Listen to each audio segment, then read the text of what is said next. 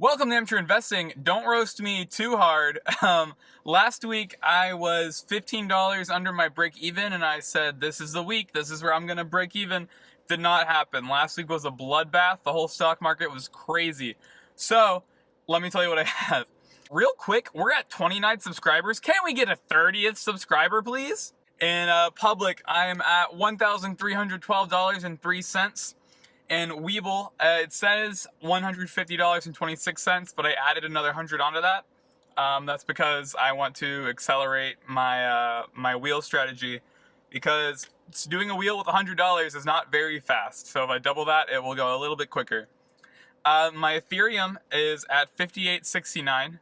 It's going down. I saw some news this morning. It's probably even lower now because everything in crypto is crashing. So that's epic.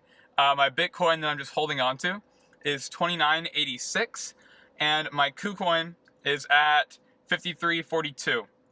Now I want to take note of the ratio between these two because I finally updated my my algorithm.